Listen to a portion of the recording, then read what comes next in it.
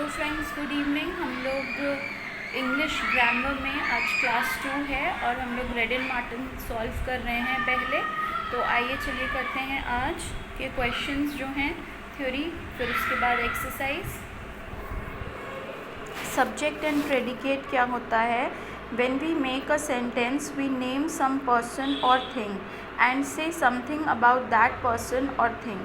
जब हम कोई सेंटेंस बनाते हैं, जैसे कि हमने बोला श्याम बहुत सुंदर है, तो श्याम जो है वो सब्जेक्ट हो गया जिसके बारे में बात हो रही है, और बहुत सुंदर है ये पार्ट जो है वो प्रेडिकेट हो गया.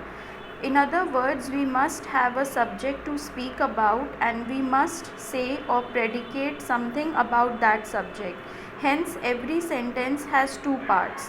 The part which names the person or thing we are speaking about, this is called the subject of the sentence.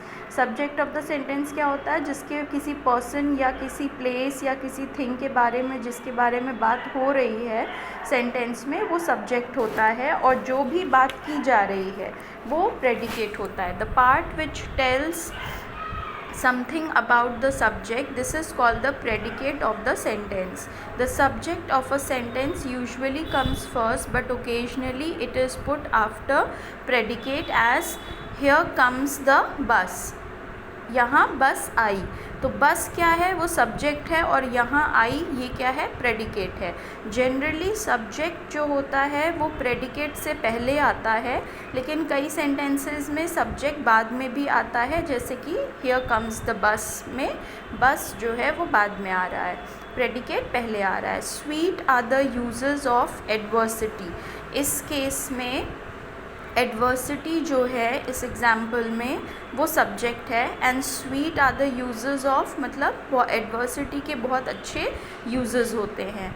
तो स्वीट आर द यूजेस, ये क्या हो गया? प्रेडिकेट हो गया.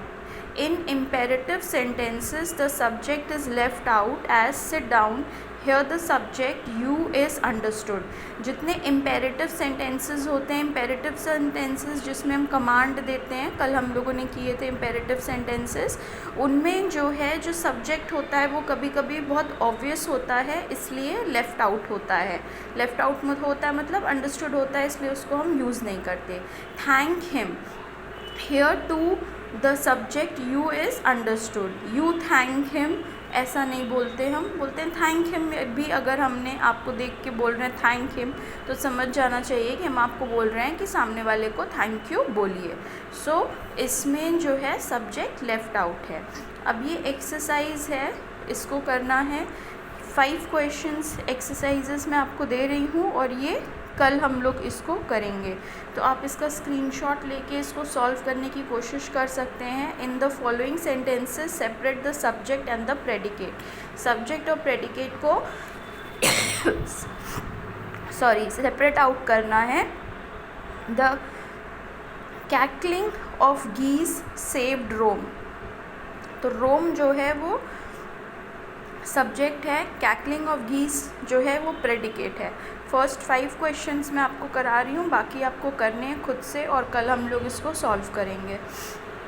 The boy stood on the burning deck. तो the boy जो है वो सब्जेक्ट है, and stood on the burning deck predicate है. Tubal Cain was a man of might. तो ट्यूबल केन जो हैं वो सब्जेक्ट हैं, मैन ऑफ माइट प्रेडिकेट है. Stone walls do not make a prison.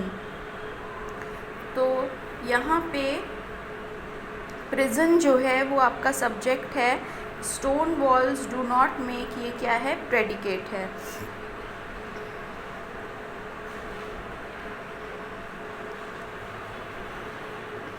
The singing of the birds delight us. तो यहाँ पे सिंगिंग ऑफ बर्ड्स ये क्या है? आपका सब्जेक्ट है. डिलाइट अस क्या है? प्रेडिकेट है. यहाँ पे अस जो है वो आपका सब्जेक्ट है, और singing of the birds delight us, यानी हमारे बारे में क्या बात हो रही है? सिंगिंग ऑफ द बर्ड्स की बात हो रही है कि जो बर्ड्स सिंग करती हैं वो हमें बहुत अच्छा लगता है. तो किसे बहुत अच्छा लगता है? हमें, यानी कि अस जो है वो सब्जेक्ट है, singing of the birds delights ये क्या है? प्रेडिकेट है। सो ये आपके 5 क्वेश्चंस हो गए हैं और आगे के 27 तक है इसमें, इसको आप देख सकते हैं, मैं जूम करके दिखा दे रही हूँ।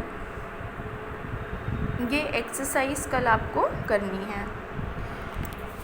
सो फ्रेंड्स, ये हम लोगों ने आज क्लास 2 की है जिसमें सब्जेक्ट एंड प्रेडिकेट है। होप आपको ये क्लियर हुआ हो और कल हम लोग इसकी एक्सरसाइज भी सॉल्व करेंगे। आप लोग अपने से सॉल्व करके रखिएगा जिसमें आपको समझ में आ सके। Thank you.